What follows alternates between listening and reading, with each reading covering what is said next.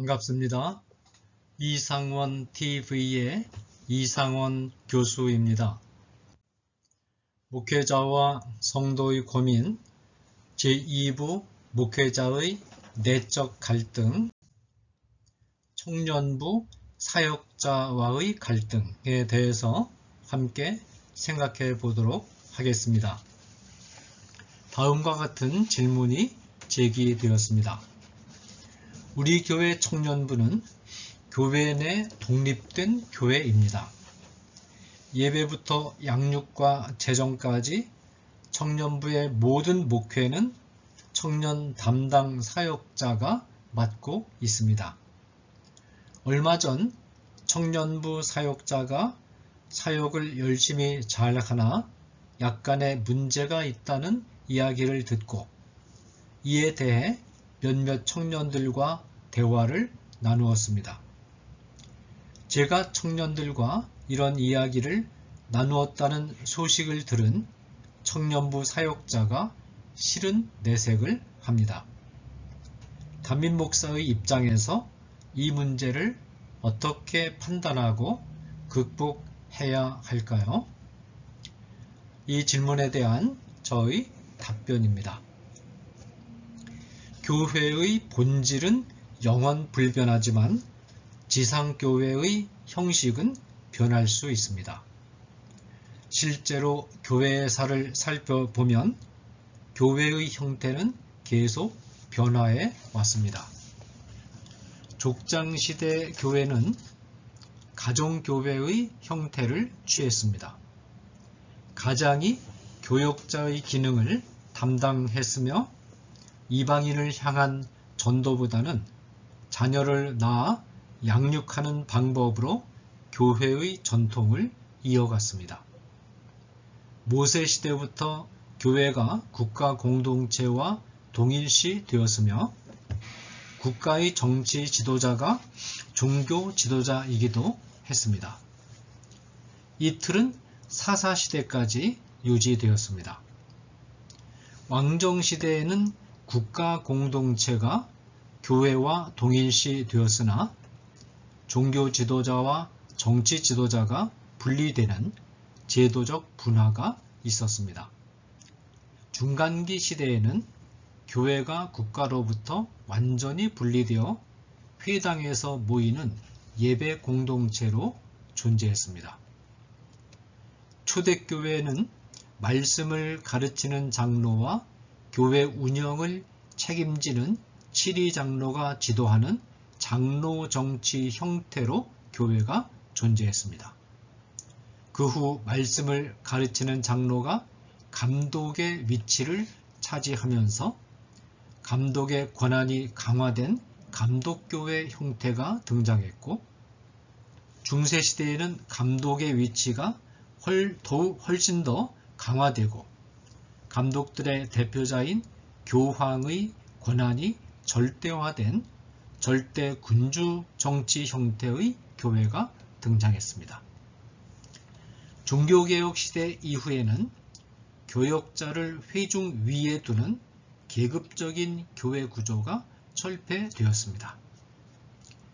교역자를 회중과 동등한 위치에 두고 교역자가 다양한 은사 가운데 하나인 말씀의 은사를 받아 교회를 섬기는 민주화된 교회관이 등장했습니다.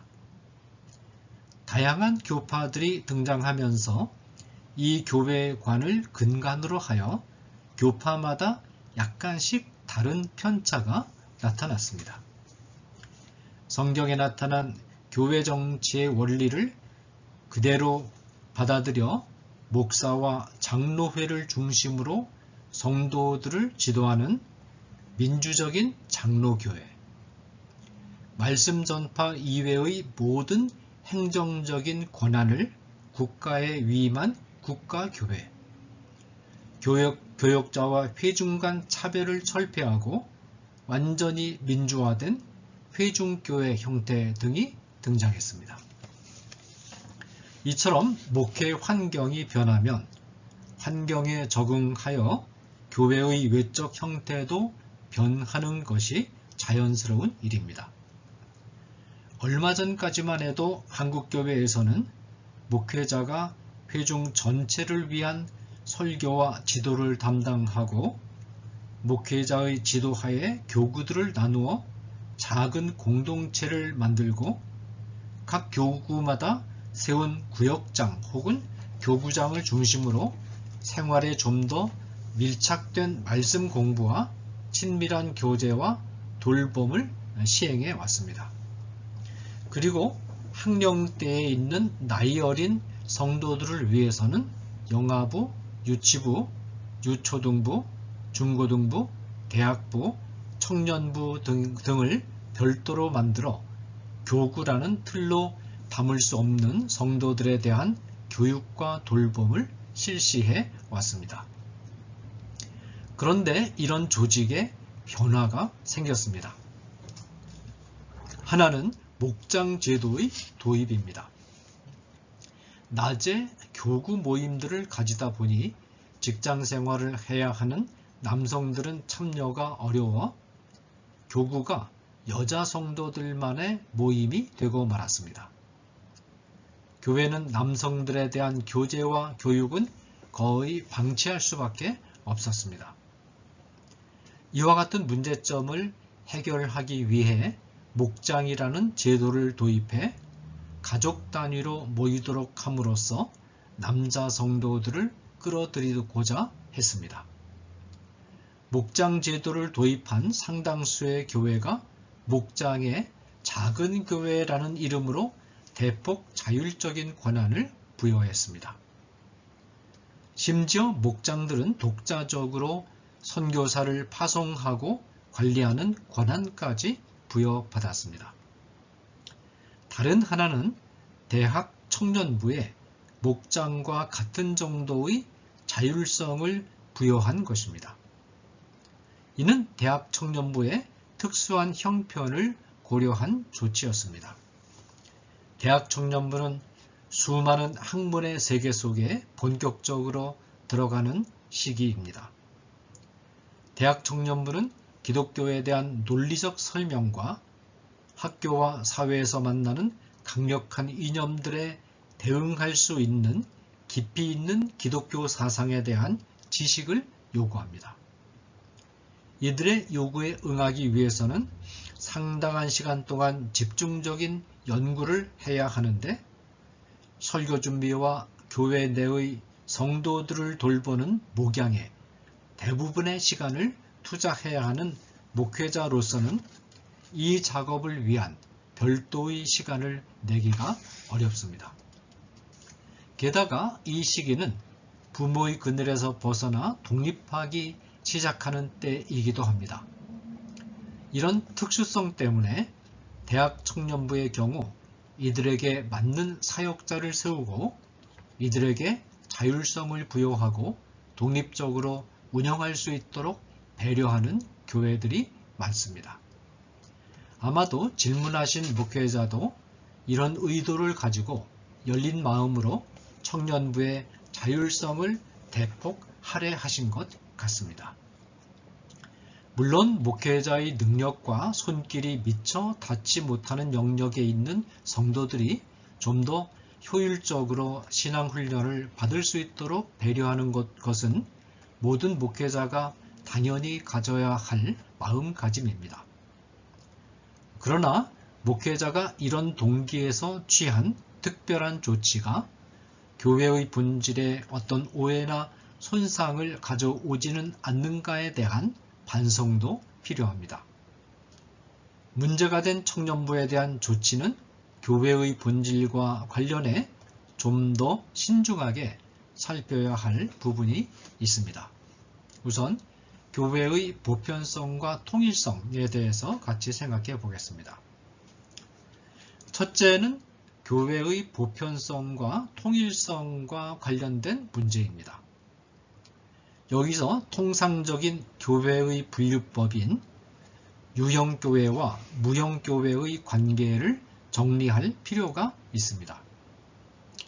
유형교회는 신앙고백, 말씀 선포, 성례 시행, 외적 기관과 정치 체제 등을 통하여 가시화된 교회이며, 무형교회는 마지막 날에 나타날 이상적이고 완전한 교회이며, 온 세계에 편만해 있고 인간이 볼 수 없는 교회입니다. 물론 무형교회와 유형교회의 관계는 두 개의 다른 교회를 말하는 것이 아니라 하나의 예수 그리스도의 교회가 가지는 두 양상을 지칭합니다. 지상의 교회는 유형적이며 동시에 무형적입니다. 인간의 영혼이 몸을 입고 몸을 통해 자기를 표현하듯이 무형교회는 유형적 형체를 취합니다. 교회의 속성은 1차적으로 무형교회에 있습니다. 그러나 무형교회의 속성은 2차적으로 그리고 필연적으로 유형교회에도 나타나도록 되어 있습니다. 교회의 보편성이라는 것은 그리스도만이 모든 사람의 주가 되시고 모든 사람에게 부여하시고 누구든지 주의 이름을 부르면 구원을 받으며 유대인이나 헬라인이나 종이나 자유인이나 남자나 여자나 다 그리스도 예수 안에서 하나임을 의미하며 만물이 그리스도 안에서 통일되어 있음을 뜻합니다. 교회의 통일성이라는 것은 어떤 조직의 통일성을 말하는 것이 아니고 예수 그리스도의 신비로운 몸의 통일성을 말합니다. 신자들로 구성된 몸은 하나의 머리이자 교회의 왕이신 예수 그리스도의 통제를 받으며 그리스도의 영에 의해서 활력을 부여받으며 몸에 속한 모든 신자의 공통된 신앙, 공통된 사랑의 끈으로 묶이며 미래에 대한 공통된 전망을 가집니다. 이와 같은 통일성은 1차적으로 무형교회의 통일성을 의미합니다. 그런데 이와 같은 교회의 통일성은 무형교회에만 적용되는 것이 아니고 유형교회에도 적용됩니다. 왜냐하면 무형교회는 필연적으로 유형교회라는 형체를 취하고 있기 때문입니다. 바울은 교회를 몸으로 비유하고 있는데 몸이라는 비유는 교회의 통일성을 강조합니다.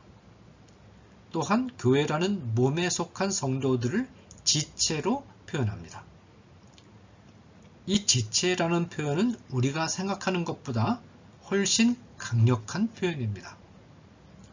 지체라는 표현은 클럽이나 협회의 회원 정도의 의미를 지닌 것이 아니라 생물학적인 몸의 기관들을 뜻하는 것으로서 특별히 사지와 장기들이라는 의미를 지니고 있습니다. 지체는 두 팔과 두 다리, 심장, 신장, 간, 뇌 등을 가리키는 단어라는 것입니다.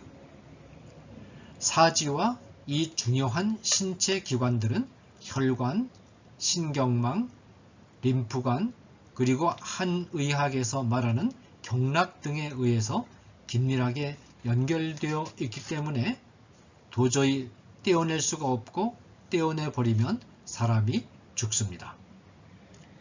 오늘날에는 다리나 손을 절단하고도 사는 경우가 있습니다만 고대 사회에서 팔이나 다리를 절단한다는 것은 바로 죽음을 의미했습니다. 뇌, 심장, 신장, 간 등도 마찬가지입니다. 그만큼 교회의 통일성은 중요하다는 것입니다. 교회의 보편성과 통일성의 관점에서 보았을 때 한 지교회 안에 청년들을 위한 또 하나의 독립된 교회를 두는 것은 바람직하지 않습니다.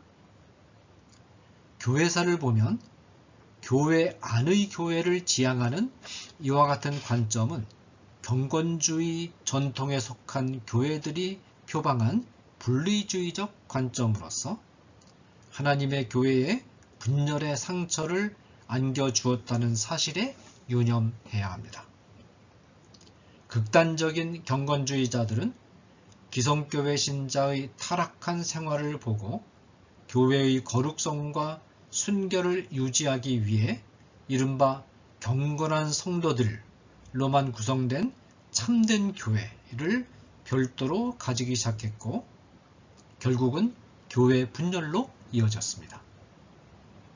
그리고 나중에는 바로 그 참된 교회도 이전의 교회와 다름없이 타락으로부터 자유로울 수 없는 교회임이 드러났습니다. 물론 지교회 안에 독립된 교회를 둔다고 하더라도 무형교회의 관점에서 볼 때 보편성과 통일성이 깨지는 것은 아닙니다. 제도적으로 완전히 독립해서 운영되는 교회들도 사도신경적인 신앙 고백에 있어서 일치한다면 이미 하나 된 교회입니다. 심지어 서로 다른 교단에 속해 있는 경우라 할지라도 바른 신앙 고백 위에 서 있다면 제도적 형태와는 무관하게 이미 무형교회의 보편성과 통일성 안에 있다고 볼 수 있습니다. 그러나 유형교회는 교회의 제도적 형식을 통해서도 최대한 보편성과 통일성을 드러낼 수 있어야 하며 만에 하나 보편성과 통일성에 손상을 가하는 제도라면 수정해야 합니다. 하나의 지교회가 다른 지교회와 관계를 갖지 않고 혼자만 활동하는 것은 교회의 보편성과 통일성에 대한 인식을 약화시킬 수 있고 교회의 속성에 대한 오해를 불러일으킬 수 있습니다. 하물며 한 지교회 안에 두 개의 독립된 교회를 두고 설교나 행정, 교육 등에 있어서 일체 간섭을 받지 않는다는 것은 교회의 보편성과 통일성에 손상을 가할 위험이 있습니다. 한 지교회는 제도와 운영을 통해 성도들이 교회의 보편성과 통일성을 배울 수 있도록 해야 합니다. 따라서 제도와 운영 안에 보편성과 통일성을 반영하는 요소들이 배어 있어야 합니다. 한 지교회 안에서도 각자 독립되어 서로 상관하지 않는 교회 구성원들이 지교회들 간의 협력, 나아가서는 교단적인 차원, 범교단적인 차원에서의 협력에 적극적으로 임하기를 어떻게 기대할 수 있겠습니까? 적어도 한 지교회 안에서는 증거되는 말씀이 과연 바른 신앙 고백 안에 머무르고 있는가를 항상 함께 점검하고 서로 도움을 줄 수 있어야 합니다. 운영에 있어서도 서로 긴밀한 연관성을 유지해야 합니다. 청년부는 독립된 교회를 지향하기보다는 지교회의 담임 목사와 당회의 행정적 감독과 지도 아래 있어야 합니다. 물론 담임 목사와 당회의 감독과 지도는 일방적인 권위주의적 태도보다는 청년 사역의 특수성을 인정하고 바른 신앙 고백의 틀에서 벗어나지 않는 한 자율성을 존중해주고 따뜻한 마음으로 지원하는 방식으로 이루어져야 합니다. 청년부 사역자도 지교회로부터 독립된 교회라는 인식을 가져서는 안 됩니다. 청년부 사역자는 지교회를 지도하는 담임 목사와 당회의 권위를 자발적으로 존중하고 순종하며 청년부 사역의 과정들과 실상을 정기적으로 알리고 조언과 지도를 받아야 합니다. 한 지교회의 청년부는 지교회의 지체, 곧 떼어내고 싶어도 떼어낼 수가 없는 몸의 일부이자 중요 장기와 같은 위치에 있다는 인식을 가져야 합니다. 따라서 청년부를 독립된 교회로 만들기보다는 지교회의 한 지체로 두고 행정적인 지도를 받도록 하되 최대한 특수성과 자율성을 보장해 주는 것이 바람직합니다. 다음으로 유형교회의 다양성에 대해서 생각해 보겠습니다. 자, 둘째는 유형교회의 다양성 문제입니다.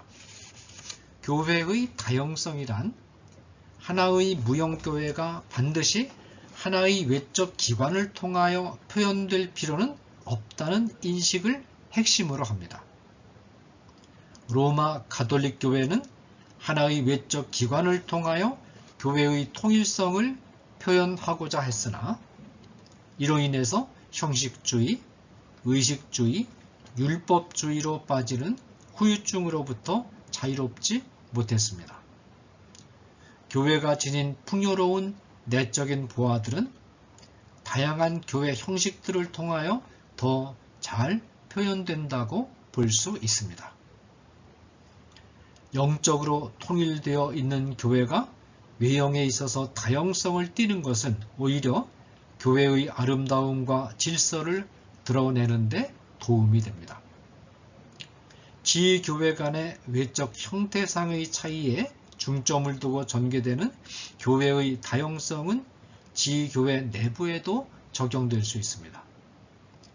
하나의 지교회는 제도상으로 통일된 구조 안에 있는 하나의 교회지만 이 교회 안의 다양성이 인정되어야 합니다.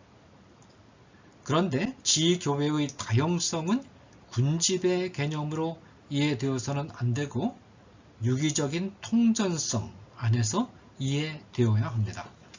다시 말해서 교회의 다양한 구성 요소들은 마치 독립된 개체인 구슬들이 한 곳에 우르르 모여있는 군집체로 이해되거나 수많은 독립된 방을 가진 건물과 같은 것으로 이해되어서는 안 된다는 뜻입니다.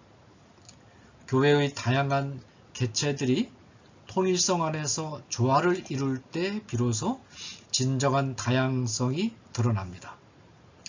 교회 안에 있는 특수한 요소들이 다른 특수한 요소들과 긴밀하게 연결되어 있고 다른 특수한 요소들이 있어야만 그 기능을 발휘할 수 있으며 다른 특수한 요소들이 없으면 존재할 수 없다는 철저한 유기적 관련성 안에서 생명의 줄로 연결된 사지라는 인식이 있을 때 다양성이 그 아름다운 모습을 드러낼 수 있습니다.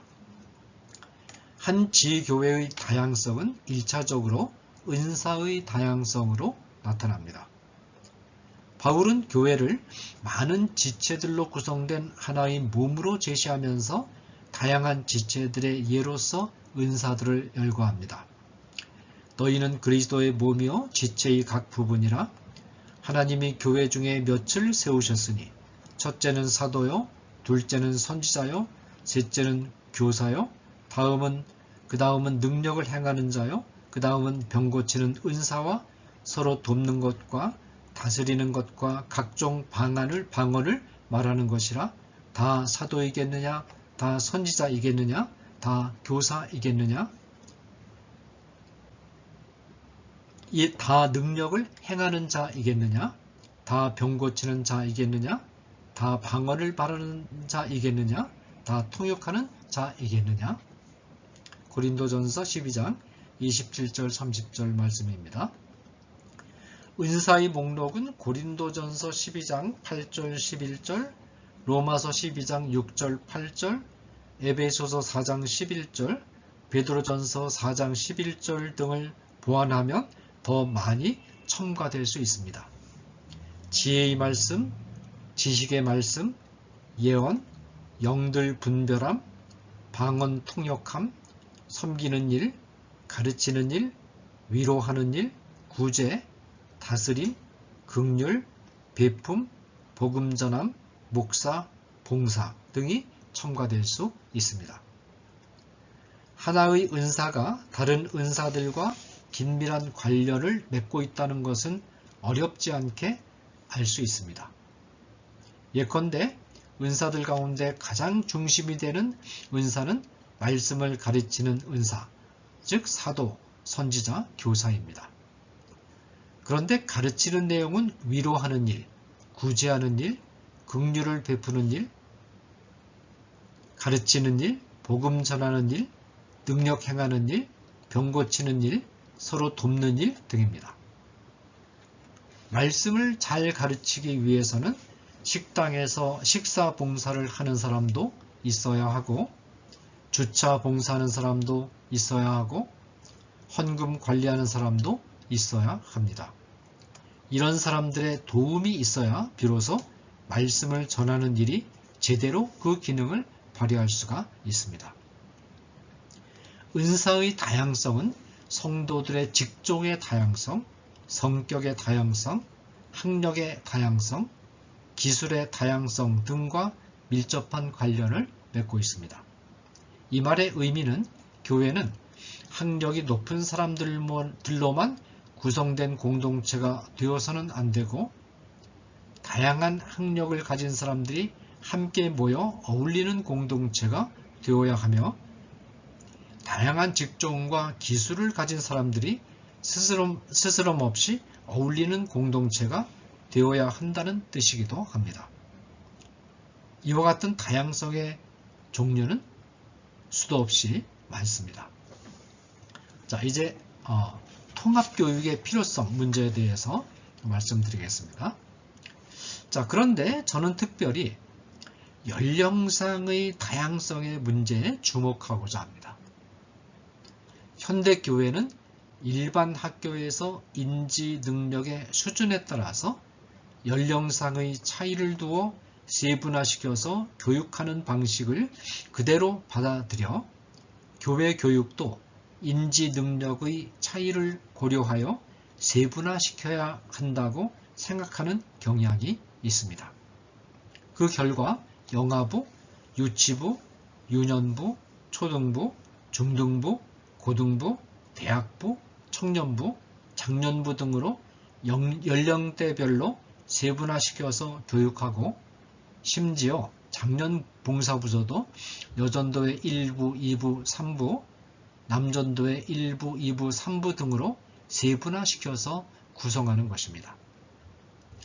그런데 교회의 교육이나 봉사부서를 이처럼 연령대별로 세분화시켜서 각각 독립적으로 운영하는 것이 과연 신앙교육의 측면에서 바람직한가에 대해서 재고할 필요가 있습니다. 신앙교육은 지식교육이 아니라 인성교육으로서 교회의 지체이자 하나님의 백성으로서 살아가는 법을 가르치는 생활교육입니다. 생활교육은 같은 또래가 모인 공동체에서만 이루어져서는 안 됩니다. 생활이라는 것 자체가 나이가 많은 사람들, 동년배들, 나아가 어린 사람들이 함께 어우러진 상태에서 이루어지는 것이므로 생활교육은 또래뿐만 아니라 위아래 사람들이 함께 모인 공동체에서라야 전인적으로 이루어질 수 있습니다.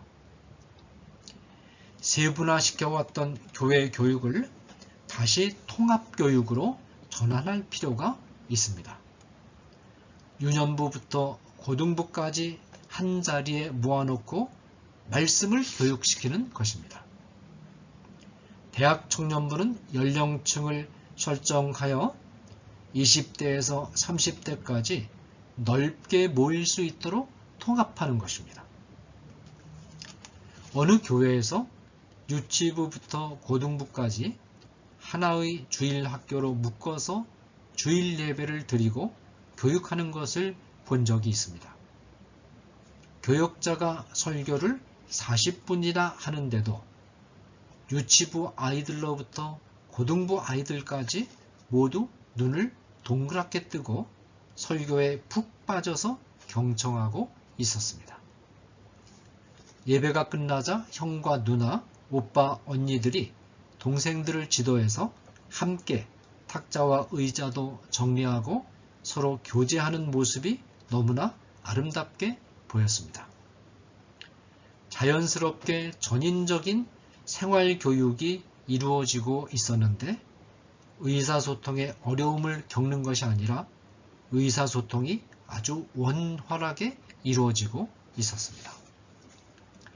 이런 관점에서 볼 때 청년 사역이 지교회 안에서 다른 성도들과의 연관성과 지도를 아예 단절한 상태에서 진행되는 것은 바람직하지 않습니다. 또래와 교제하는 것에만 익숙하고 위아래 사람들과 교제하는 훈련을 하지 않는 것은 통전적인 생활교육이라고 볼 수 없습니다. 청년 사역도 다른 부서를 향해서 문을 열도록 해야 합니다. 청년 고유의 사역을 위한 시간을 가지면서도 반드시 외부를 향해 열려있는 공동체가 되어야 합니다. 하나의 지교회는 모든 산하 부서가 담임 목사와 당회의 행정적인 지도에 순종하는 가운데 산하 부서들이 고유한 특성을 살려나가야 합니다. 하나의 지교회 안에 또 하나의 독립된 교회를 두는 것은 잘못된 교회관입니다. 그것은 교회의 보편성과 통일성을 깨트리거나 오해를 초래할 수 있으며 분리주의의 위험을 안고 있습니다. 담임 목사와 당회뿐만 아니라 교회 전체 회중을 향해서도 열려 있어야 하며 다른 부서들을 향해서도 열려 있어야 합니다. 담임 목사는 이 점을 분명히 주지시켜서 청년부 사역자가 교회의 지도에서 벗어나서 독립적으로 활동하지 않도록 지도해야 합니다. 청년부 사역자가 감시당한다는 불만을 토로하는 것은 바른 자세가 아닙니다. 청년부 사역자도 잘못한 일이 있으면 담임 목사를 중심으로 한 교회 지도부의 권고를 받을 마음가짐을 가지고 있는 것이 마땅한 일입니다. 감사합니다.